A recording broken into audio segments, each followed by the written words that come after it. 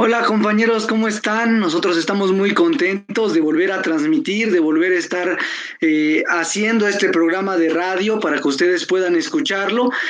Una vez más, nos presentamos rápidamente. Nosotros somos compañeros militantes del movimiento estudiantil Espartaco. Somos una organización política dentro de la universidad, la UAP, y buscamos precisamente no permitir que dentro de la universidad permee la idea de la privatización, que es algo que ha imperado por mucho tiempo dentro del país. Para poder lograrlo, pues hacemos trabajo político, el cual nos permite convencer a más compañeros de precisamente estar por la democratización de la universidad y no permitir que esta idea de la privatización esté permeando dentro de la universidad. En ese mismo sentido, compañeros, como ya bien lo saben, nosotros transmitimos este programa de radio con el objetivo de compartir con ustedes lo que nosotros hacemos dentro de la universidad, que es precisamente generar discusión, o es lo que deberíamos estar haciendo, generar discusión respecto al panorama nacional, respecto a cómo se está llevando la cuarta transformación en el país, y en ese sentido, pues irnos convenciendo precisamente de por qué el proyecto de nación encabezado por el compañero presidente López Obrador, pues representa un cambio y una verdadera transformación en el país, lo cual es importante y era una necesidad para México después de tanto tiempo de prianismo, ¿no? Bueno, entonces, nada más recordarles rápidamente nuestras redes sociales. Estamos como Espartaco Movimiento Estudiantil en Facebook. En Twitter nos encuentran igual como Movimiento Estudiantil Espartaco.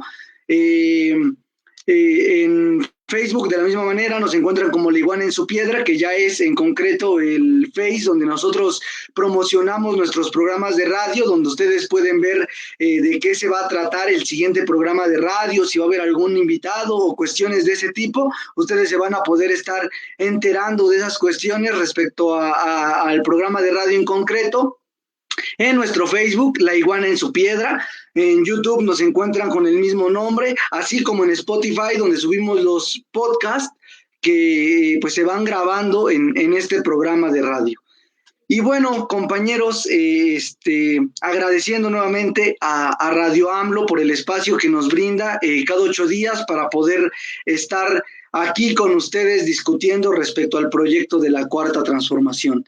Bueno, pues para dar inicio a este programa de radio, ya hemos sido muy reiterativos, constantes con el tema de la reforma o de la iniciativa de reforma a la ley de la industria eléctrica.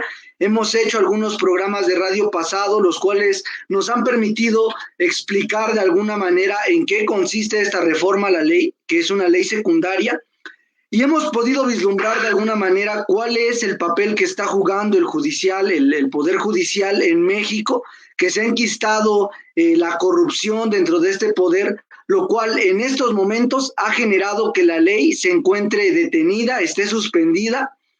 Y bueno, esto resulta ser un problema, ya que es una manera precisamente de no permitir que el proyecto de la Cuarta Transformación siga teniendo el cauce que lleva en estos últimos años de gestión que ha tenido el compañero presidente López Obrador.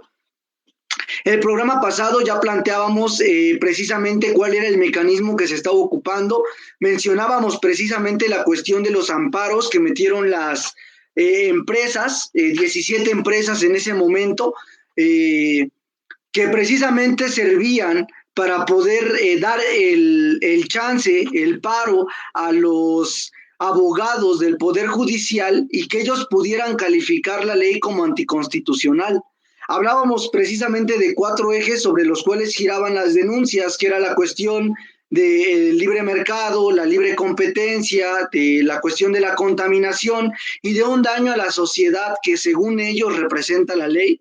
Planteábamos precisamente que esto no era verdad, lo que estaban haciendo era malversar la información a su favor. Y bueno, salió a flote la discusión, por ejemplo, de las cuestiones de las sociedades de autoabasto, las cuales, como nos pudimos dar cuenta, servían precisamente para favorecer a esas grandes industrias. En la mañanera del día de ayer estuvieron compañeros Miguel Reyes, que es director general de CFE Energía, para poder explicar precisamente qué es lo que eran estas sociedades de autoabasto. Estuvo también el director general de CFE, Bartlett, precisamente explicando la misma situación en una cuestión más jurídica, pero que es importante entrar a la discusión en ese sentido y aclararnos en ese sentido, ya que con los tecnicismos que ocupa el Poder Judicial, pues muchas veces nos podemos perder pensando en que verdaderamente la ley es anticonstitucional. Lo que es un hecho es que el Poder Judicial no tiene el derecho de derogar ni de aprobar ninguna ley que se dé o que venga precisamente de ser aprobada de las dos cámaras, la Cámara de Diputados, la Cámara de Senadores.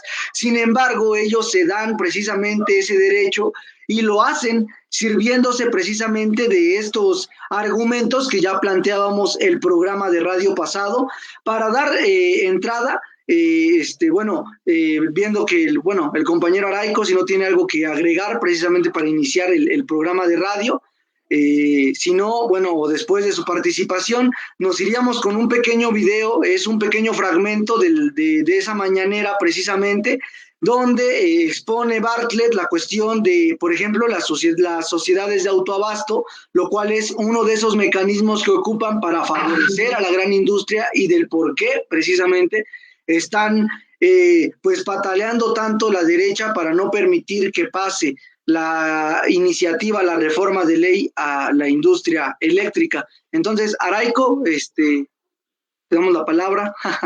Sí, gracias.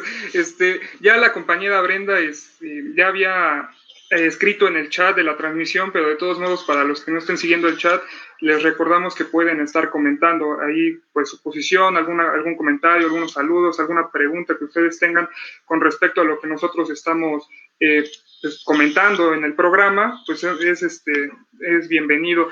Y el hecho de poder transmitir estos fragmentos de los videos, pues es porque en esta semana ha habido mucha información que se ha vertido en las conferencias matutinas, por ejemplo, tras la visita también, por ejemplo, del presidente de Bolivia, Luis Arce, ahí se problematiza una cuestión muy importante con respecto a la soberanía nacional, la independencia energética, ¿no? Y lo que ya me comentaba Carlos con respecto a la mañanera de ayer, en los que estuvieron Miguel Reyes y Manuel Bartlett, pues también es muy importante porque es importante seguir reproduciendo todo ese tipo de información que salga para poder hacer frente a la propaganda que está saliendo en contra de esta reforma a la ley de la industria eléctrica. Y bueno, como ya lo decía Carlos ahí con respecto al Poder Judicial, ¿no? O sea, hay que, pues como que recordar más o menos cómo estuvieron las fechas, ¿no? O sea, después de que el 9 de marzo se publicara en el diario oficial de la Federación, pues en menos de 24 horas ya se habían promovido varios amparos en su contra, ¿no? En contra de esta reforma. Y bueno, la velocidad con la que se hizo, la verdad es impresionante con el dinamismo con el que actúa el Poder Judicial en este caso para poder complacer a la gente que está detrás de todo este tipo de amparos. Y, por ejemplo, eso luego se empiezan a promover muchos amparos tras el 11 de marzo y una semana después, pues cae la suspensión, ¿no? Se suspende la reforma y todo esto porque ahí se excusa, ¿no? Llegó un momento en el que los amparos llegaron a más de 60, más de 70, la información más reciente es que ya van 84 suspensiones, ¿no? Entonces, ¿qué es lo que dicen ahí en el Poder Judicial? Bueno, es que se tiene que dar resolución a todos estos amparos, ¿no? Y por lo tanto, pues no se puede continuar con esta reforma, ¿no? Entonces, ¿qué es lo que pasa? Que como se tiene que resolver todo, pues el tiempo para poder solucionarlo ahora ya está en manos del Poder Judicial, ¿no? Eso ya ahora sí ya es de la competencia, ¿no? Algo que no les competía, pues ya lo hacen de su competencia para poder darle seguimiento a todos estos amparos y así poder estar años y años litigando todas estas suspensiones, ¿no? Ahí sí, pues van a actuar pues de una forma contraria al tiempo en el que promovieron todos estos amparos, ¿no? Y ¿qué es lo que dicen? Obviamente el Poder Judicial pues no está de más reiterarlo, ¿no? Y nosotros tenemos que estar muy claros de ello porque en estos últimos meses y tras estos acontecimientos, pues se ha quedado demostrado que todavía dentro de los poderes en los que se divide la federación, pues sigue muy enquistado el prianismo, sigue muy enquistada la derecha, ¿no? Siguen muy pues muy adentro, ¿no? Siguen pues como parásitos, mucha gente que le sigue haciendo el caldo gordo a este tipo de personas, a los empresarios, a políticos de derecha, ¿no? Entonces, el Poder Judicial en ello ha jugado un papel muy importante, ¿no? Se pasaron por encima lo decidido por las dos cámaras, o sea, no les valió lo que dictaminó el Congreso, lo que dictaminó el Poder Legislativo, y aún así, pues tratan de derogar esta reforma, ¿no? Frenarla con el argumento, ahí sí se lo tuvieron que comprar, con el hecho de que supuestamente era anticonstitucional, ¿no? Algo que, pues, es algo que sí debería de exigírsele mucho a la derecha, a la oposición, pues de que expliquen bien por qué, ¿no? O sea, solamente repiten y repiten el mismo argumento de que la libre competencia, de que las tarifas, de que anticonstitucional, ya lo decía Bartlett ayer, ¿no? Por el tiempo en que promovieron, por el rápido tiempo en que promovieron los amparos, pareciera que ni siquiera leyeron la reforma, ¿no? Entonces, pues ahí es algo pues, muy importante porque nosotros o la gente, ahí ya cae, para finalizar mi comentario, pues la importancia o la responsabilidad que nosotros tenemos, pues es seguir denunciando todo este tipo de cosas, ¿no? Porque, pues ahorita el Poder Judicial ya, pues tiene la facilidad de poder llevar este proceso a años y años y años, ¿no? Por eso López Obrador, pues ya incluso ya ha planteado la posibilidad de una reforma constitucional, ¿no? Algo que ahorita, pues incluso podremos comentar porque ya hasta salió una nueva iniciativa de reforma a otra ley, ¿no? Entonces, todo esto, pues para poder contrarrestar todos los golpes que está ahorita ejerciendo el Poder Judicial, con la ayuda también de muchos consorcios, ¿no? De muchos corporativos empresariales. Entonces, bueno, yo quiero plantear eso de inicio, y pues sí podemos dar pausa al video de Bartlett, porque ahí se explica muy bien todo este tipo de cosas que ahorita nosotros empezamos a comentar, ¿no? Otro abuso, también ilegal, son las sociedades de autoabasto. Un generador, ya sea Iberdrola o Enel, generan energía y finge tener múltiples socios de paja, por supuesto, porque habiéndose preservado el privilegio de la anterior ley eléctrica, ya derogada, no pagan la red. Ese es otro modelo que viene de la ley salinista. Entonces se inventa ese mecanismo de una sociedad de autoconsumo que no es más que una empresa que le vende a privados, que les vende a socios de paja, pero como conserva los privilegios en la ley de la ley anterior, no pagan la red. Se llama porteo estampilla, es un porteo fingido, ¿no? La red. Actualmente son 223 centrales eléctricas de autoabasto con 75.656 socios clientes, socios de paga, 72.656 socios arrebatados a la CFE eran clientes de la CFE. Bueno, pero como no pagan la red, las empresas más importantes, las que más consumen, las elegantes, las finas, las grandes empresas de este país, ¿verdad?, se acomodan en este mecanismo y no pagan la red. Y como son grandes consumidores, son las grandes empresas, pues les conviene no pagar la red. Entonces, aunque sea ilegal, se acomodan en las sociedades de autoabasto. Una barbaridad, un fraude a la ley. Estas grandes empresas legítimas, honestas, trabajadoras, que señalan que están al servicio del país y dan beneficios a los mexicanos, no pagan la red. Aunque sea ilegal, aunque sea un delito, no pagan la ley. Pingo de negocio, a costillas de quién, del Estado, del pueblo de México, propietario de las redes, no pagan la red.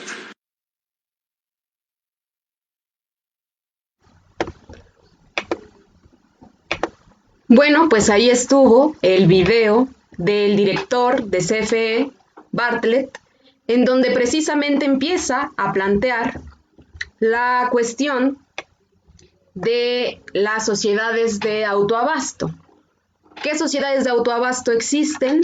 Por ejemplo, Walmart, Oxxo, Bimbo, conforman sociedades de autoabasto y mediante esta estrategia reciben generosos subsidios del erario, que al final de cuentas pues son dinero del pueblo que nos cuesta a todos los mexicanos y pues por ello se puede traducir en una abierta corrupción.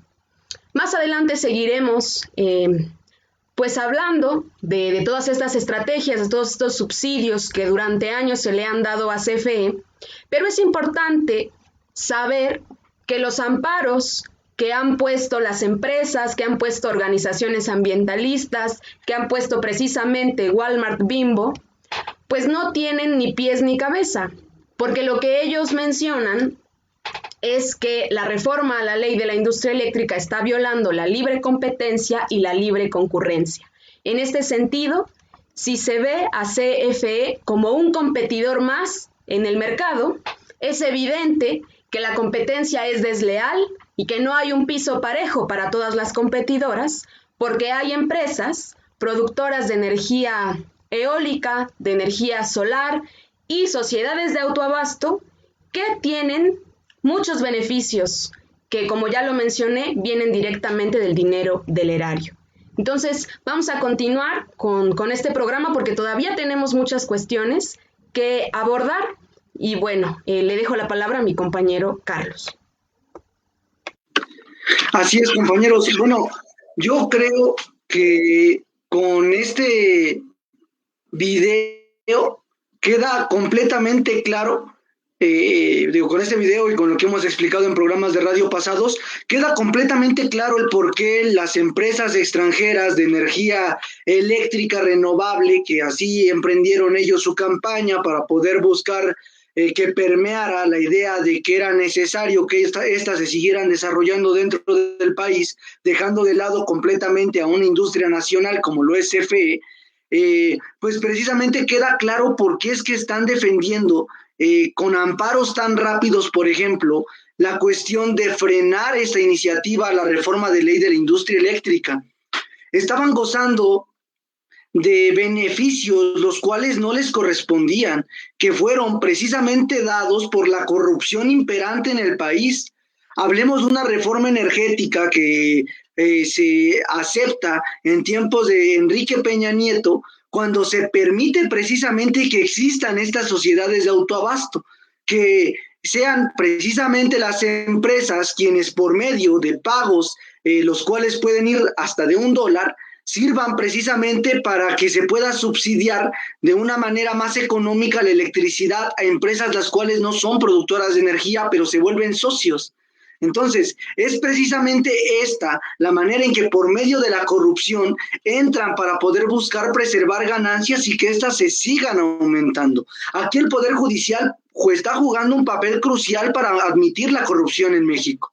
Ya Araico reiteraba más o menos las fechas, pero es que es impresionante que pasados 2 días, apenas el 11, el 9 se acepta, el 9 de este mes se acepta o se aprueba la ley, el 11 se comienzan a meter amparos y se aceptan antes de pasar las 24 horas. Es que esto no tiene un peso como tal legal, pero claro que abre la idea de que se tiene que revisar la ley por medio del Poder Judicial, ya que se meten amparos tan rápidamente y se vuelven amparos directos porque los acepta un abogado que trabaja en el Poder Judicial, que es Gómez Fierro, el encargado de encabezar un proceso totalmente ilegal, un proceso completamente anticonstitucional, acusando a una reforma de ley, la cual se estudió en las cámaras de diputados para poder aprobarlas. Hablamos precisamente ya de que el papel del Poder Judicial no puede ser el de abrogar o derogar ninguna ley, eso viene estipulado, no tiene ese derecho, pero precisamente él se da ese derecho. ¿Cómo lo hace? Sabiendo que se puede brincar la ley. ¿Cómo la brinca? Aceptando una idea, la cual compra precisamente, y la compra porque está de acuerdo, de las empresas extranjeras, de las empresas de energía eléctrica renovable, las cuales privadas claramente, las cuales hablan de que la ley es anticonstitucional y antes siquiera de revisarlas, se aceptan y se hacen suspensiones directas a la reforma, a la iniciativa de reforma de ley. El 18 de marzo se promueve precisamente, bueno, más bien el 18 de marzo se aceptan los amparos promovidos y se lleva a la ley a una suspensión permanente hasta que el Poder Judicial se ponga a revisar los amparos. Ya está completamente en el terreno de la corrupción la ley, ya está completamente en el terreno del Poder Judicial. Ahí sí, como las cámaras de diputados, de senadores, como el Poder Judicial precisamente, juegan un papel que es completamente autónomo al gobierno federal, entonces ocupan esa autonomía para poder meter a un terreno la ley donde ellos se hacen pues precisamente los verdugos de esa ley. ¿Por qué? Porque ellos pueden decir cuánto tiempo va a estar suspendida la ley, y así como pueden ser unos meses, el litigio puede durar años, y eso solo depende del Poder Judicial. Entonces, ese es el papel que están jugando. Están jugando de cómplices de empresas extranjeras, las cuales están en contra, no de que CFE comience a desarrollar la industria como tal de CFE, están en contra de la soberanía energética, están en contra precisamente de que sea México quien por medio de sus industrias comience a mejorar un desarrollo por medio precisamente de lo que generan las industrias a los distintos sectores sociales del país, lo cual lo han bloqueado desde que fueron responsables, desde que estuvieron en el gobierno federal, y ahora se valen de lo que tienen para de esa manera poder suspender una ley que es indispensable para el país. En ese sentido, pienso, compañeros, después de darle la palabra al compañero Araico, claro, que podemos poner otro pequeño fragmento del video de Bartlett, igual, donde plantea la cuestión de los CELS, que son certificados, los cuales precisamente dan las industrias privadas, las cuales precisamente sirven para calificar qué energía es limpia para el país, qué energía sí beneficia en términos de ser una energía verde y cuáles no. Las que no tienen el certificado, pues tienen más trabas para poder llegar a venderse al mercado, y es precisamente una de las maneras en que buscaron poner piedras en el camino a CFE. Entonces pienso que es importante pues retomar esta parte del video después de escuchar al compañero Araico. Sí, mira, yo nada más quiero agregar un poco algo que también puso sobre la mesa Obrador y que ya había comentado al inicio. Quiero complementar esa participación, porque, por ejemplo, ya vimos todo lo que hizo el Poder Judicial con la reforma a la ley de la industria eléctrica, ¿no?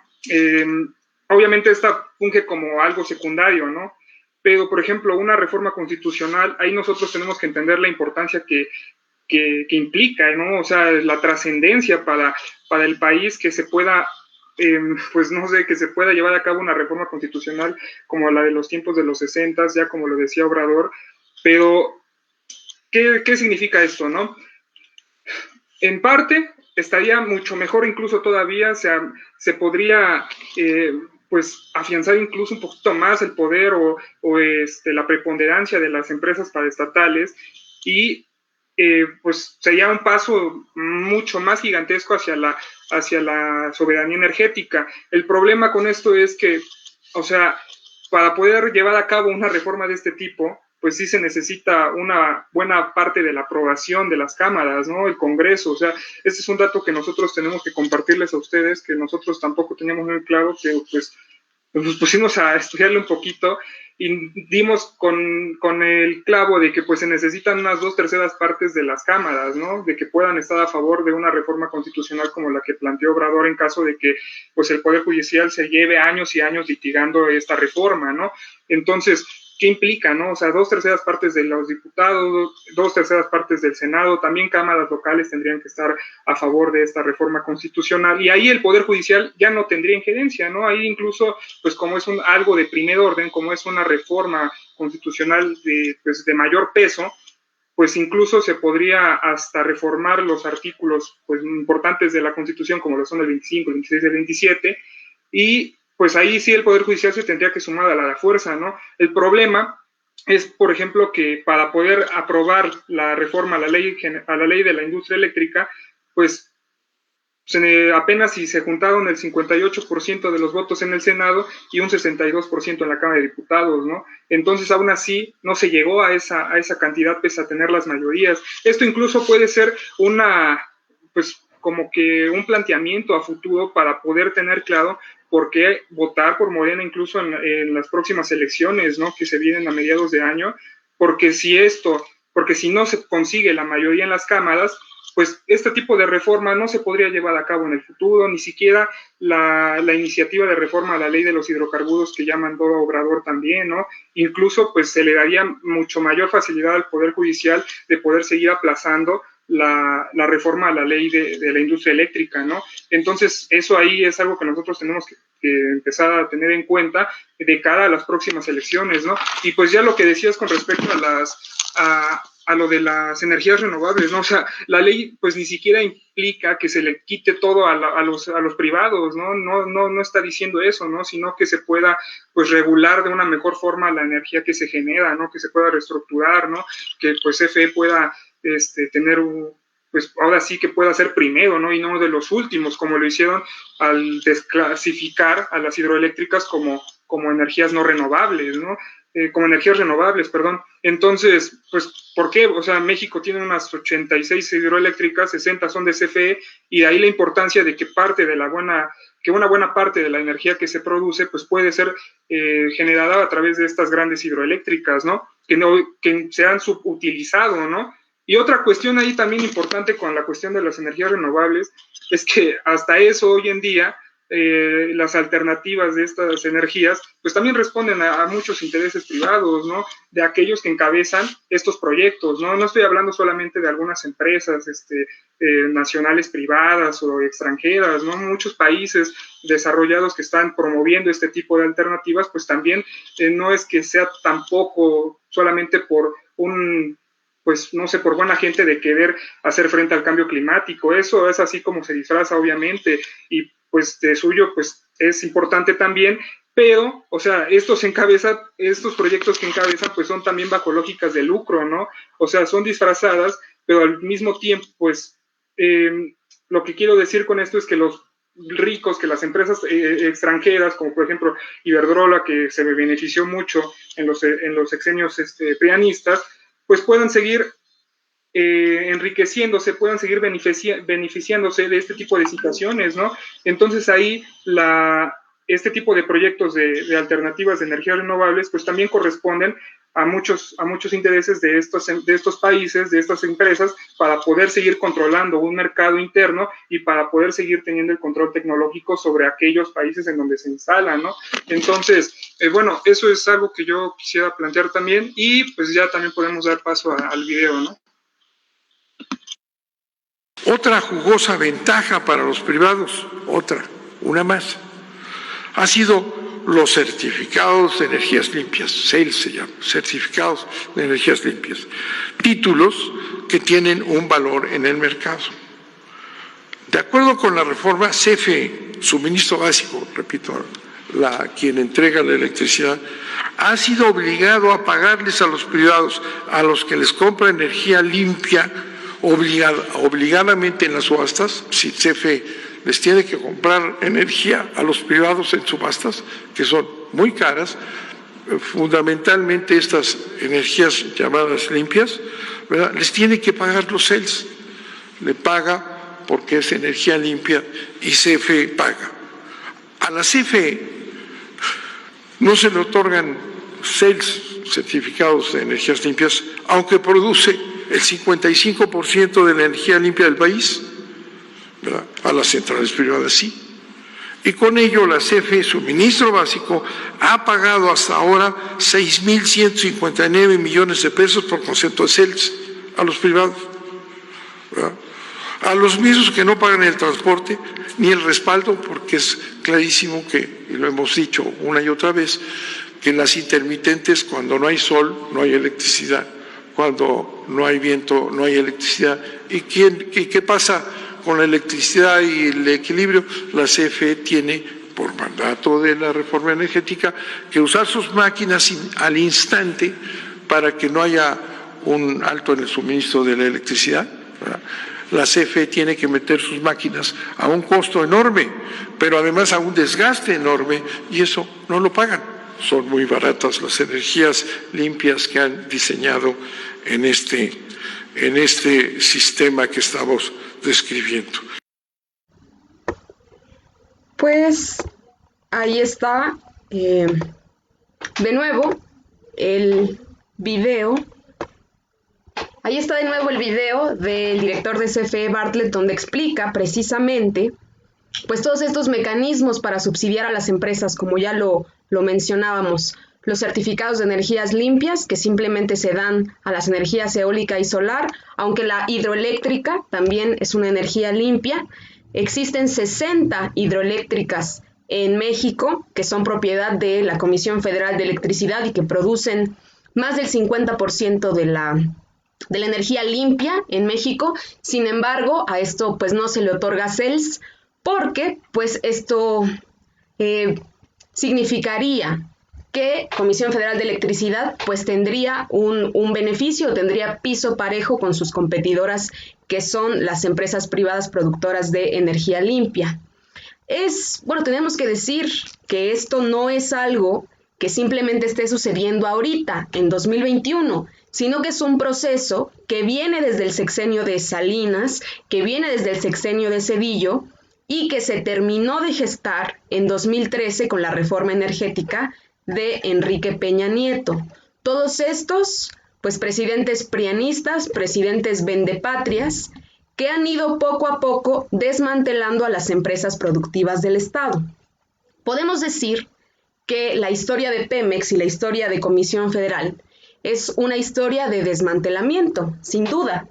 Y esto tiene que ver también, o está inserto, en un proceso internacional, en una lucha por las energías, en una lucha por los combustibles. Y pues nosotros, al estar inmersos o al ser un país latinoamericano, pues tenemos o estamos bajo el control de Estados Unidos. ¿Por qué decimos esto? Pues precisamente en el sexenio de Zedillo, cuando había una crisis económica muy fuerte, organismos internacionales como el Fondo Monetario Internacional, como el Banco Mundial, pues decidieron rescatar a México siempre y cuando se firmaran unas cartas de intención, siempre y cuando se cumplieran unas condiciones. Dentro de estas condiciones estaba la privatización de las empresas de energía del Estado. Estaba también la liberalización del comercio.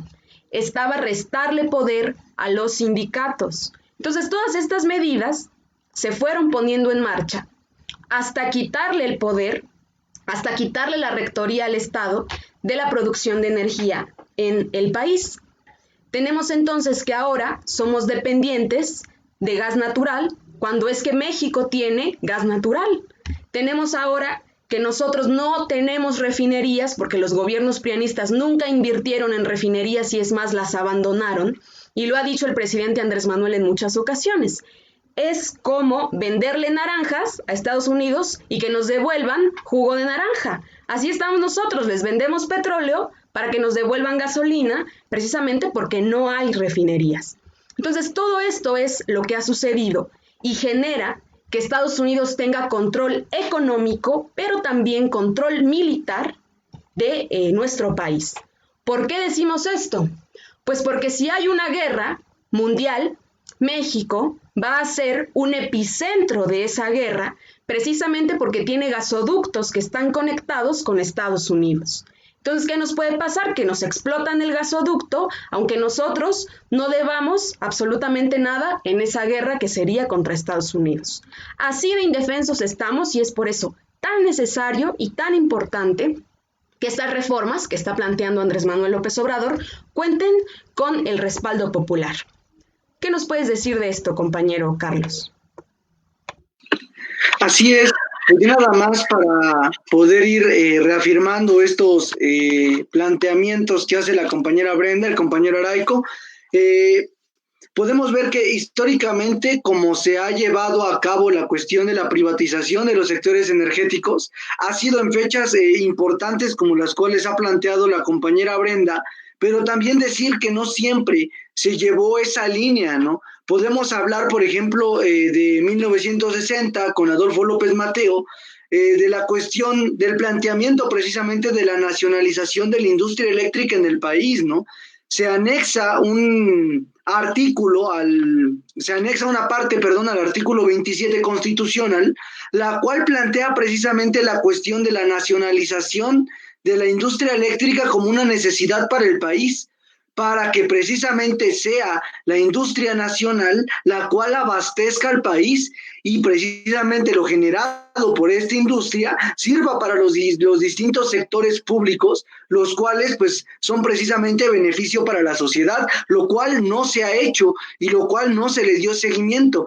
Al contrario, ¿no? Llegó todo el sexenio o toda la ola neoliberal, la cual precisamente permitió toda la privatización y bueno, ahí la reforma energética con Enrique Peña Nieto fue lo que cierra con broche de oro la cuestión de la privatización a nuestros sectores, a nuestra industria nacional, ¿no?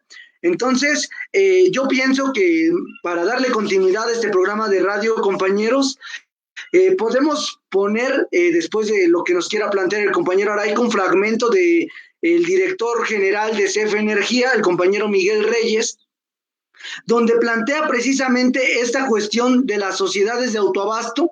El planteamiento que él hace va en la misma sintonía de lo que plantea Manuel Bartlett, simplemente toma pues, como argumento principal la cuestión del por qué la industria extranjera y del cómo precisamente se logran establecer y pagar $1 o una cuestión como muy pequeña para poder de esa manera tener subsidios para la electricidad que resultan ser pues muy grandes, haciendo un contrapeso muy notorio frente a lo que paga una persona común en un hogar, a lo que llegan a pagar empresas que tienen este tipo de subsidios, el cual pues está completamente recortado y está completamente amañado. Entonces yo daría paso a mi compañero Araico para que se le pueda precisamente poner el video a los compañeros que nos están viendo y continuar la discusión. Sí, mira, ya rápidamente para complementar un poquito más de los datos que ya dieron. Lo mismo que repiten hoy en día para estar en contra de la reforma a la ley de la industria eléctrica, es lo mismo que también decían los sexenios pasados, ¿no? Y se cansaron los gobiernos también de repetir eso de que, pues por ejemplo, la CFE ya no disponía de recursos, ¿no? O sea, de que ya no se podía invertir por medio de esa empresa, ¿no? De que la infraestructura ya no servía, ¿no? Y sin embargo, pues obviamente esto fue porque le fue dejando a la deriva, ¿no? La privatización, pues ha sido algo que se ha dado de forma gradual, ¿no? Ha sido desde hace ya muchos años y pues a este tipo de empresas se les fue dejando de lado, ¿no? Para poder beneficiar a empresas privadas, ¿no? Por ejemplo, por la generación de energías, de las energías renovables de empresas privadas y separaron las plantas de CFE y se quedaron hasta atrás, ¿no? Entonces, ahí está eso también y, por ejemplo, las mismas políticas que, por ejemplo, ya decía Brenda, ¿no? Que se estuvieron promoviendo desde el 92, pues también son otro paso, ¿no? Porque ahí, ¿qué fue lo que pasó? Pues se le estuvo dando la vuelta a la Constitución constantemente desde ese entonces, ¿no? En la Constitución ahí lo decía, ¿no? Y lo dice, ¿no? O sea, los recursos de la nación, por ejemplo, como la electricidad, como el petróleo, otro tipo de hidrocarburos, pues son recursos estratégicos, son recursos necesarios, son recursos que son indispensables para la soberanía nacional y para su seguridad, ¿no? Pero ¿qué fue lo que pasó? Que pues, por medio de este tipo de políticas y otro tipo de leyes secundarias como las del gobierno de Enrique Peña Nieto, pues se le fue dando la vuelta, pero se simulaba que se respetaba la Constitución cuando pues nada que ver, ¿no? La misma extinción de empresas paraestatales, no sé, como Luz y Fuerza del Centro, es otro paso muy importante hacia la privatización en materia de la electricidad, ¿no? Entonces, ¿esto por qué fue, no? O sea, esto en parte incluso es por las mismas razones por las que incluso CFE sufre hoy en día también, ¿no? A Luz y Fuerza del Centro, pues también se le dejó,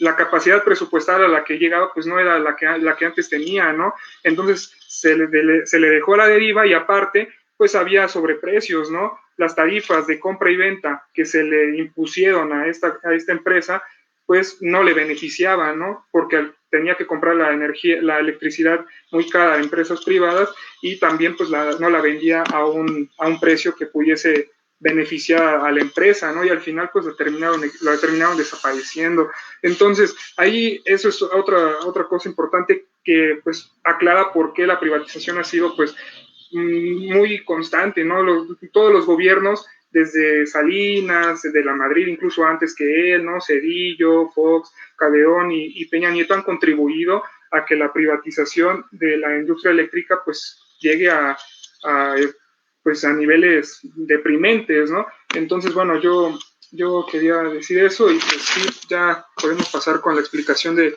Miguel Reyes, que está muy buena también.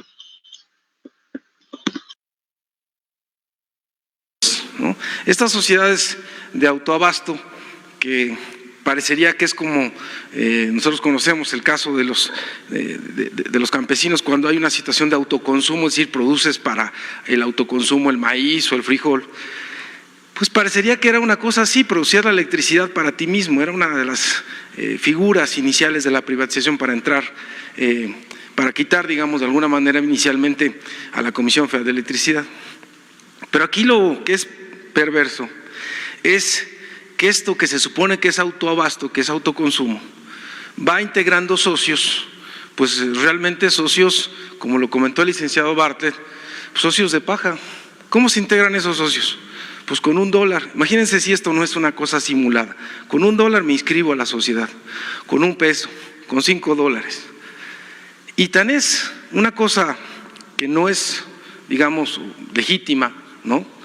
Que de esos 70,000 socios que acaba de mencionar el licenciado Bartlett, que están en las sociedades de autoabasto, realmente son 27 grandes corporativos que consumen la mitad de la electricidad de esos 70,000, o sea, los 70,000 pues son paja, ¿no? O sea, realmente lo que está detrás son 27 grandes corporativos con muchas empresas.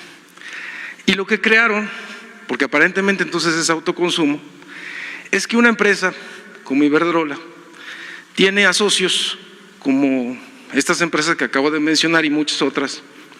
Por cierto que está Kimberly Clark entre las socias de estos autoabastos. Entonces los incorpora con este $1 o con este peso, ¿no? Y como son socios, pues lo que son socios no deberían de cobrar la electricidad. ¿Pero qué creen? Pues sí la facturan, sí la cobran, ¿no? Pero entonces si somos socios, ¿cómo distribuimos las utilidades? ¿Cómo se pagan los impuestos de esas sociedades? Y no está claro. Es decir, aquí hay una situación en donde, además de generar un posible fraude comercial, porque estás provocándole a la CFE, como no pagan estas sociedades la red, ni pagan el respaldo tampoco, pues le estás generando una competencia desleal. Pero al mismo tiempo, pues estás generando también a la hacienda pública, pues no una claridad sobre el pago de tus impuestos, ¿no? Porque, digamos, imagínense ustedes que estas sociedades con sus socios, ¿no? Al final del año, pues van a decretar dividendos y esos dividendos pagan impuestos sobre la renta. Pero entonces les dan dividendos a los socios, les cobran facturas. O sea, ¿de qué manera funciona esta sociedad que con $1 o con un peso ya te integraste a la sociedad? Realmente el objetivo es tener una electricidad subsidiada y mucho más barata que un hogar mexicano o que cualquiera de nosotros. Adicionalmente, la estructura tarifaria. Por ahí hubo, después de dar a conocer algunos de los datos de estos subsidios, algunas de las empresas, en este caso la empresa que Poseo tiene como propiedad a los Oxxos, que es FEMSA, dio a conocer que pagan su electricidad. Y lo que dijo, tomando lo que ellos mismos dicen en su comunicado, es que pagan, que cada Oxxo paga 14,000 pesos de electricidad. Esto se intuye, la gente lo intuye, la gente lo sabe, es decir, una tienda de abarrotes, alguien que tiene una tienda de abarrotes y que con gran esfuerzo puso esa tienda afuera de su casa o dentro de su casa, ¿no? Dice, bueno, yo pagaré lo mismo de luz que lo que está pagando ese Oxxo de enfrente. ¿Cuántos de nosotros, de ustedes, en sus colonias, en sus barrios, no han visto cerrar muchas tiendas de abarrotes porque llegaron los Oxxos? Y pensaríamos, No, bueno, es que el Oxxo es mucho más eficiente, ¿no? Ahorra más que la tiendita de enfrente, ¿no? Y resulta que ese Oxxo, además de los subsidios que recibe de esa misma empresa FEMSA, con los refrigeradores gratis que los dan, ¿no?, etcétera, es decir, entre otras cosas, que hacen ya que competir de forma diferente o desleal con una tienda de abarrotes, pues ahora está el recibo de la luz. Y entonces, fíjense ustedes, cuando van a un Oxxo o cuando van a una tiendita, mucha gente luego lo que prefiere es ir a ese Oxxo porque tienen todos los refrigeradores prendidos, todo está frío. Entonces tú vas a la tienda de abarrotes y la tienen apagada, tienen apagado el refrigerador y a veces lo prenden un ratito y lo vuelven a apagar. ¿Por qué? Pues porque están pensando en su recibo de luz. Entonces la gente dice, no vayas a la tienda de abarrotes porque está apagado el refrigerador, no es tan frío lo que vayas a tomar, ¿no? Agua, refresco, lo que sea. Pues claro, yo puedo tener el refrigerador prendido todo el tiempo porque tengo, además de que me subsidian esos refrigeradores, pues me subsidian la luz. Así que bonito, ¿no? ¿Quién no va a hacer un negocio? ¿No? O sea, ¿quién no va a tener un Oxxo? Y además le hacemos creer a la gente que fue porque o es ineficiente o no le echó ganas, ¿no? Mira, ya llegó el Oxxo, no le echaste ganas. Pues no es por eso, es porque el Oxxo va a pagar esos 14,000 pesos que acaba de decir en su propio comunicado, pero va a recibir un subsidio de 26,000 pesos en ese recibo, o sea, por esa cantidad de energía que está consumiendo. Una tienda de conveniencia, que son los otros, porque hay algunas otras tiendas de conveniencia que también están en los autoabastos, saqué alguna de ellas, a ver si ustedes que son periodistas y son muy buenos en esos, ven a quién sacamos, que también están en los socios estos. Estas tiendas pagarían 24,000 pesos porque pagarían 3.10 pesos por kilowatt hora. Pero ¿qué pasa con las tiendas de abarrotes que están en los hogares, que están ahí en un localito, ¿no?, dentro de una casa, que no tienen, así como el caso de los impuestos, que los grandes corporativos tienen despachos a su servicio para buscar, ¿no?, los recovecos de la ley para no pagar impuestos? Pues un chiquito no tiene ni un contador. ¿Cómo vas a ver esos recovecos? Pues lo mismo la tienda de abarrotes, porque además de que hay tarifas, digamos, se podrían registrar en esta tarifa, que es una tarifa que le llaman de baja tensión, ¿no? Pues, ¿quién va a saber que te tienes que registrar en una tarifa de baja tensión? Pues no lo sabes, abres tu tendita en tu casa y pagas la luz, pero al abrirla en tu casa, de repente te vas a salir esos hogares, como la estructura tarifaria que hicieron, ¿no?, hace que después de determinado nivel de consumo te salgas del subsidio. Entonces, como te sales del subsidio, pues ya vas a pagar 5 pesos, 5.20 pesos kilowatt hora. Entonces, ¿cuánto pagaría una tienda de abarrotes por el mismo consumo, que son 7,800 kilowatt horas, por el mismo consumo del Oxxo? Pues 40,000 pesos. Bueno, pues ahí está la explicación que da el compañero Miguel Reyes, que es director de CFE Energía, en cuanto a estos subsidios. Lo empezó a abordar el licenciado Bartlett y lo terminó de explicar el compañero. Permítanme, nada más voy aquí a moverle porque hoy estamos en una nueva modalidad. La verdad es que estamos muy contentos de que haya funcionado, pero tenemos que hacer algunos cambios técnicos. Bueno, ya estamos. Entonces, es así como se confirma que no hay un piso parejo para las empresas, que CFE tiene una desventaja, que CFE mantiene a una bola de rateros como Iberdrola, y que todo esto surgió a partir del desmantelamiento de Comisión Federal de Electricidad que hicieron los gobiernos neoliberales, ¿no? Ahí está la explicación de cuánto paga un Oxxo. Ahora sabemos, es evidente por qué están metiendo estos amparos, por qué los están metiendo Walmart, por qué los están metiendo Bimbo. Pues precisamente porque van a perder todos estos beneficios y porque entonces ya no van a poder competir en el mercado. OXXO hizo público su recibo de 14,000 pesos. Sí, sí es cierto, sí paga 14,000 pesos, pero recibe un subsidio de 26,000 pesos y eso es lo que no dice OXXO, eso es lo que no dice la oposición y eso es lo que debemos tener claro los mexicanos. Entonces, ¿cómo ven ustedes, compañeros?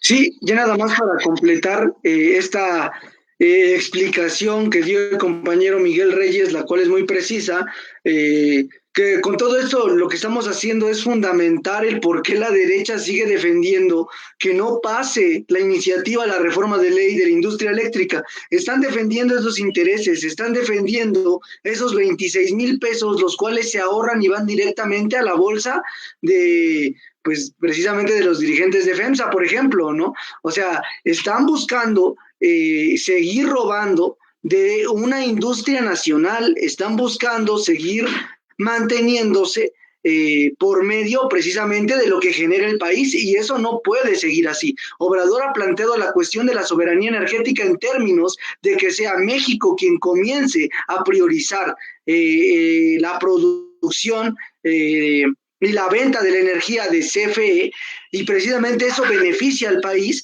y no a esas industrias, las cuales precisamente pues van a defender las ganancias, las cuales hasta hace no mucho pues se les estaban dando por medio de estos subsidios que les daban, por ejemplo, ¿no? Y nada más para completar la información, en una noticia que sale apenas hace 8 días, dice que la Comisión Federal de Electricidad acusó que los productores independientes de energía, por sus siglas PIES, y la falta de un piso parejo con los generadores privados, les ha ocasionado un daño en las finanzas por 412,410 millones de pesos. Eso es lo que nos costaba mantener los subsidios en OXXO, los subsidios en Walmart, y ellos muy felizmente desde 2013 pagando $1 para así aparentar que son una industria que está de socia con una productora y vendedora de electricidad, pues precisamente por eso ya tenían el derecho de pagar casi una tercera parte de lo que paga la gente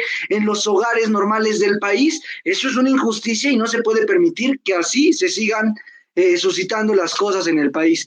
Yo pienso que ya nada más para amarrar la participación que se tuvo en la mañanera por medio de el director de CFE Energía, Miguel Reyes, podemos poner las conclusiones que dio en la mañanera y pues pasar precisamente a la conclusión del tema del día de hoy, compañeros, no sé cómo vean.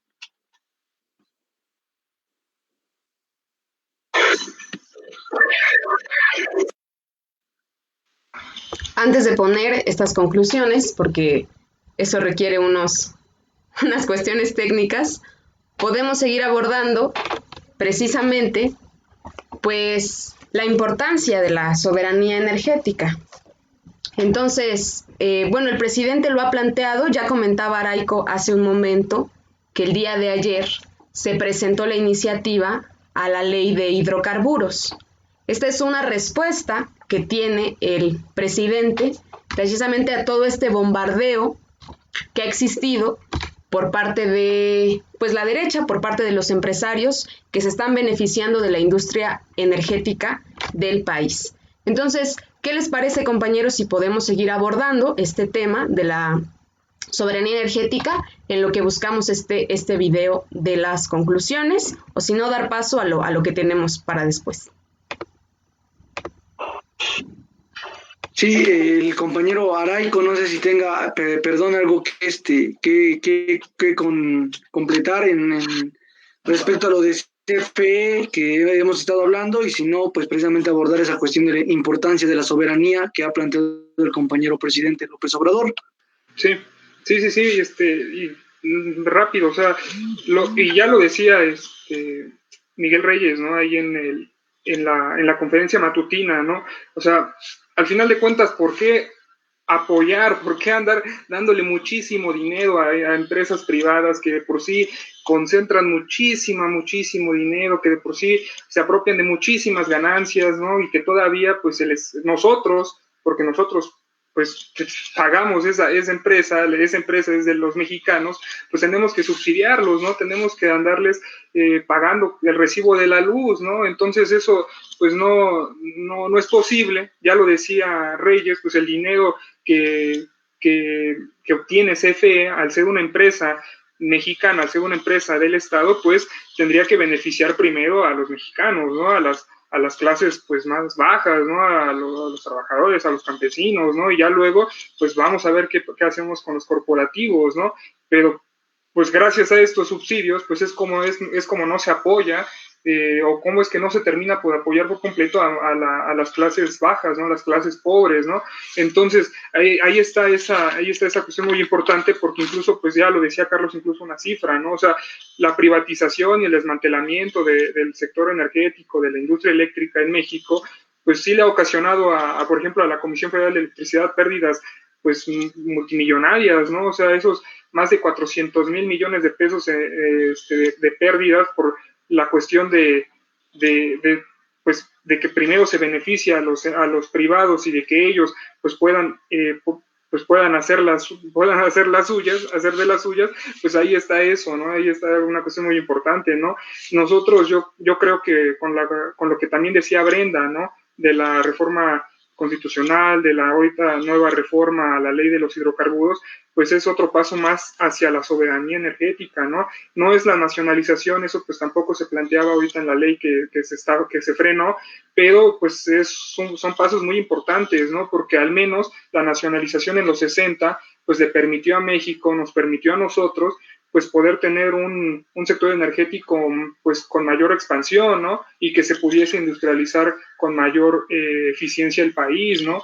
Entonces esos son los resultados que trae este tipo de reformas que se están promoviendo, esos son los resultados que podría traer una nacionalización, y que los privados pues no anden haciendo pues de las suyas, queriendo pues nada más beneficiarse ellos, dejando en la miseria a millones y millones de mexicanos, ¿no?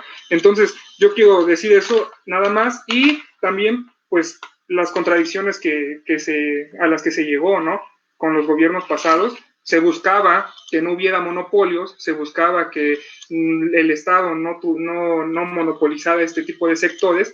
Pero ¿qué fue lo que ocurrió? Pues que ahora hay otros monopolios, ¿no? Ahora esos monopolios los tienen otras empresas, ¿no? Empresas privadas que nada les importa las condiciones de la gente mexicana, ¿no? Que incluso por lo que acabamos de ver en la explicación de Miguel Reyes y por lo que ya hemos comentado, pues ¿qué es lo que pasa? Pues obviamente se hace más grande, ¿no? Esa brecha entre ricos y pobres, ¿no? Porque pues unos se terminan beneficiando más de este tipo de subsidios, de este tipo de ganancias que llegan a ellos, y pues obviamente hay mayor degradación social, hay mayor pobreza, ¿no? Entonces, pues es eso, ¿no? O sea, se quitaron los monopolios estatales y ahora hay monopolios privados, ¿no? Y eso es algo que pues no va acorde, ¿no? Con las necesidades que nosotros tenemos como país. Y ya es.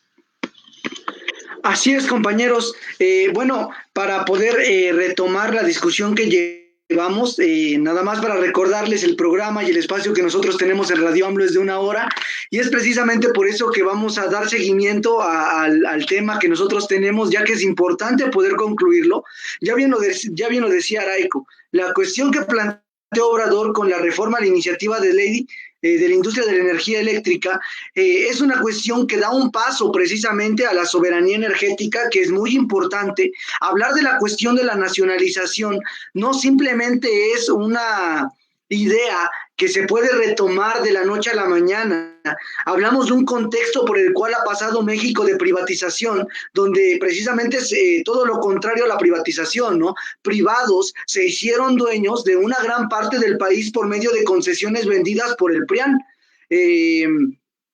En ese sentido, plantear en estos momentos la nacionalización es una necesidad, y esta iniciativa de ley precisamente comienza a dar unos pasos que, aunque son pequeños, son seguros para que precisamente en México más adelante nos podamos plantear nuevamente recuperar lo que los extranjeros, lo que el privado pues precisamente nos robó por medio de corruptos políticos, que encabezaban al país. En ese sentido, a mí se me hace muy importante poder retomar un fragmento de una mañanera donde estuvo el compañero presidente de Bolivia, precisamente Luis Arce, planteando esta cuestión de la diferencia entre, bueno, habla del modelo económico de Bolivia, habla precisamente de la nacionalización en ese sentido de litio dentro de Bolivia, como un estado plurinacional, te plantea precisamente la cuestión de la necesidad de nacionalizar el litio, de por qué se nacionalizó el litio en Bolivia y de por qué es el gobierno federal, el estado, quien regula las ganancias, quien regula la producción precisamente, y quien de esa manera puede distribuir lo que se gana por medio del litio a los distintos sectores públicos del país. Entonces, a mí se me haría importante poder retomar ese fragmento para entender esa cuestión de la nacionalización y por qué es una necesidad para los países latinoamericanos. Con respecto a la segunda parte de la pregunta, bueno, en realidad nuestro modelo económico, nosotros creemos y lo hemos difundido así, no solamente en universidades latinoamericanas, sino en universidades europeas, norteamericanas. Estuvimos en Harvard, estuvimos en Chicago y estuvimos en varias universidades europeas también difundiendo el modelo, los pilares del modelo económico. Y nosotros estamos convencidos de que un país que tiene recursos naturales, un país que tiene potencial de generación de excedente económico, la clave de eso es la apropiación por parte del Estado del excedente económico y la redistribución en la población.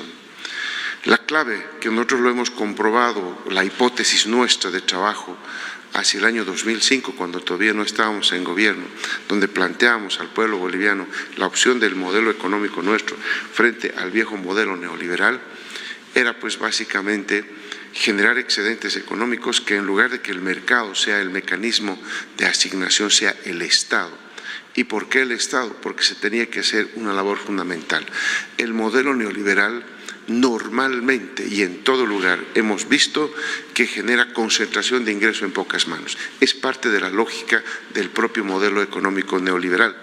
Lo que nosotros tenemos que hacer, por lo tanto, somos la antítesis de ello, es la redistribución del ingreso. Y esa redistribución del ingreso no la va a hacer el mercado, lo hace el Estado. Por lo tanto, en nuestro modelo económico se genera el excedente económico, viene del gas, viene de la electricidad, viene de la minería, en fin, y eso el Estado se apropia del excedente y lo redistribuye entre la población con políticas redistributivas que llamamos nosotros los bonos, ¿no? Que son transferencias condicionadas que el Estado hace a la población. Nosotros debemos ser ahora el tercer o quinto país ya que tiene una renta universal, una pensión universal.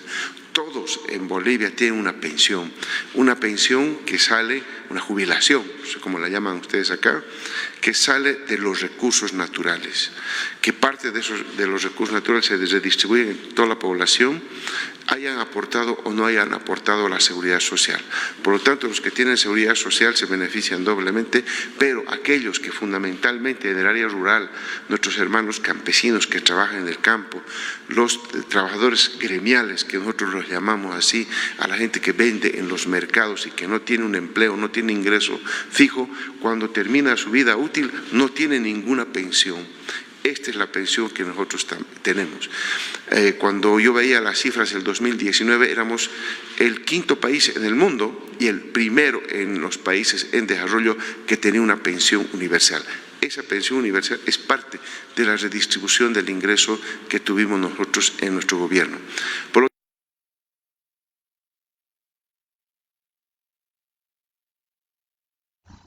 Bueno, ya vimos al presidente Luis Arce, cómo él explica el modelo económico boliviano y cómo precisamente explica que la redistribución de la riqueza se da por la nacionalización de los recursos bolivianos. Ahora vamos a ver otro video que es fundamental porque, como nosotros sabemos, se dio un golpe de Estado contra el presidente constitucional de Bolivia, Evo Morales, precisamente por este modelo económico, pero no nada más por eso, sino por la nacionalización de un recurso energético. Por ello, debemos estar conscientes de que lo que sucedió en Bolivia no está alejado de que pudiera suceder en México. Vamos a ver este video. Fue justamente uno de los objetivos del golpe de Estado. Bolivia estaba avanzando, como bien lo mencionaba el periodista, en la industrialización. Teníamos ya un acuerdo muy avanzado con una empresa alemana que para Bolivia, que entraba como socio mayoritario en esta empresa, íbamos a beneficiarnos de la planta, la tecnología y todo ello en Bolivia para producir y exportar baterías de litio desde Bolivia. Hasta ahí nosotros habíamos avanzado en la minería. Nosotros estábamos ya en la separación del cloruro de potasio, el carbonato de litio, ya lo estábamos produciendo. Es más, en el departamento de Cochabamba ya había una empresa que estaba produciendo vehículos con batería hecha en Bolivia, aunque evidentemente la producción era bastante pequeña, pero ya era prometedora. Con litio boliviano teníamos nuestros propios vehículos que circulaban en ese departamento.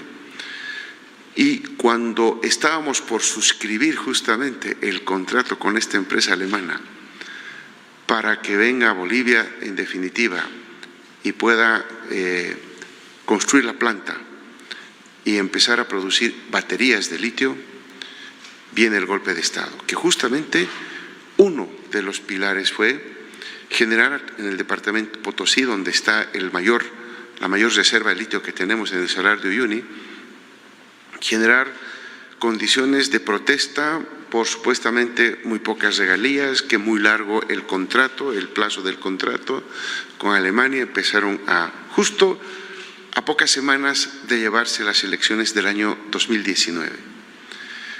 El Gobierno Nacional, para evitar cualquier conmoción preelectoral, paralizó el proyecto, que después, paradójicamente, retomaba el gobierno de facto, y habían declaraciones del candidato a la vicepresidencia, Samuel Doria Medina, que mencionaba sería muy interesante que la empresa Tesla pudiera venir a Bolivia a industrializar el litio, ya lo mencionaba. Y a las pocas semanas también se conocía en las redes sociales una declaración de un alto ejecutivo de Tesla que decía que ellos van a hacer golpe de Estado allá donde sea necesario. Entonces a nosotros...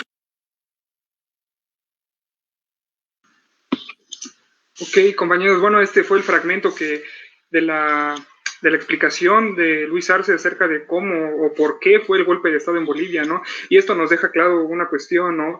Y ya para darle la palabra a Carlos, países europeos como por ejemplo España con sus empresas, o también los Estados Unidos, Canadá, por ejemplo, y más los Estados Unidos primordialmente, pues a través de sus empresas transnacionales, a través de esas empresas privadas, pues ¿qué es lo que pasa? ¿No? Que necesitan apoderarse, ¿no? de un buen grueso de los sistemas energéticos de las naciones, pues las naciones pobres, como lo es México, como lo es Bolivia, muchos países latinoamericanos, muchos países de África y Asia, etcétera, etcétera, ¿no? Pero esto, ¿por qué lo hacen, no? Pues es para poder, pues yo pienso, satisfacer las necesidades que hay en la producción de sus fábricas, ¿no? Porque es una producción enorme, ¿no? Aparte, pues su sistema bélico, ¿no? Es algo que de ahí también se nutre, ¿no? Entonces, ¿qué es lo que pasa, no? Que ahí pues tienen que hacerlo para no poder perder esa hegemonía que tienen a nivel mundial, y cómo lo llegan a hacer incluso, ¿no? O sea, para defender sus intereses, las empresas privadas,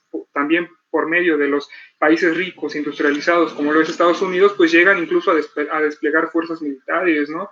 Pueden llegar incluso a, pues sí, poner bases militares en los países latinoamericanos para poder estar checando todas esas zonas de recursos estratégicos que son necesarios para su producción o para su mercado interno allá en los Estados Unidos, ¿no? Pero que también pues son muy importantes para nuestros países, ¿no? Entonces, ¿qué es lo que pasa a través de eso? Pues que se va exacerbando una dependencia de nosotros hacia estos países. Entonces, bueno, yo quiero poner eso. ¿Cómo lo hacen también? incentivando políticas en donde las fuerzas del mercado pues son las que conducen los sectores, ¿no? Son los que conducen estos sectores energéticos en nombre de la libre competencia y como consecuencia pues van privatizando ganancias, ¿no? Entonces, bueno, ese es mi último comentario, le paso la palabra a Carlos, entonces pues gracias. Así es, compañeros, y nada más para poder concluir el programa, esto que está planteando Luis Arce, que retoma el compañero Carlos Araico y a su vez se ha discutido por nosotros tres en el programa de radio, es precisamente para plantear esa cuestión de la necesidad de que la industria nacional se siga desarrollando, de que beneficie precisamente a la sociedad y de que deje de haber un sesgo que favorezca a las industrias privadas. Esta iniciativa de ley no está planteando retirar a los privados del país, está planteando que las industrias de energía comiencen a trabajar en un piso parejo, que no haya precisamente una disparidad entre las industrias privadas y CFE como una industria nacional. Y ahí sí, CFE como una industria que tiene un desarrollo en el país muy grande y muy amplio, pues precisamente dentro de la competencia, pues será esta la empresa que sea prioritaria en términos de la venta de energía en el propio país, pero es lo que se necesita y es lo que México requiere para poder plantear y hablar de una soberanía energética. Lo que plantea Luis Arce en términos de la nacionalización es una necesidad para los países latinoamericanos, y así como se está encabezando en Bolivia, así como se está encabezando en Venezuela, así como en su momento se hizo en Cuba, en estos momentos México, con un proceso completamente distinto, pero podemos comenzar a abonar a la discusión precisamente para ubicarla en este terreno, en plantear que la industria nacional sea del país y favorezca a la sociedad. Esa es una necesidad para México y para los países latinoamericanos. Ya nada más para cerrar, compañeros, rápidamente, les agradecemos que nos hayan escuchado, a los compañeros que estuvieron ya esta hora completa escuchándonos. Rápidamente, el compañero Carlindo Cabello, el compañero Isaías González, el compañero Francisco Javier Cuellar, la compañera Maricruz, Felipe Socorro Navarrete, la compañera Gisela Berruecos, que nos han acompañado en este programa de radio. Les agradecemos que nos hayan sintonizado, les agradecemos que nos hayan escuchado y los invitamos a que nos sigan precisamente en este programa. Estaremos buscando precisamente hacer este análisis más amplio. El siguiente programa de radio, que va a ser el próximo sábado a las 5 de la tarde, los invitamos precisamente a que puedan escuchar el programa, ya que nos va a acompañar la directora de un documental que se grabó llamado Fue Golpe, que precisamente habla del golpe de Estado en Bolivia. Fue realizado por una cineasta boliviana, ella fue la directora y la del montaje, y precisamente será quien nos acompañará en el programa siguiente. De igual manera, agradecer a los medios mexicanos que nos permitieron contactarnos con ella y de esa manera pues poder contar con su presencia el día sábado de la siguiente semana, de la compañera Lina, que nos permitió por medio de su contacto poder establecer este primer contacto con la directora y de esa manera pues poder invitarla a que nos acompañe en el análisis de la iguana en su piedra. Entonces, compañeros, los invitamos a escucharnos, les agradecemos su tiempo y los invitamos a que nos sigan en nuestras redes sociales, La Iguana en su Piedra en Facebook, Espartaco Movimiento Estudiantil. Muchas gracias y hasta luego.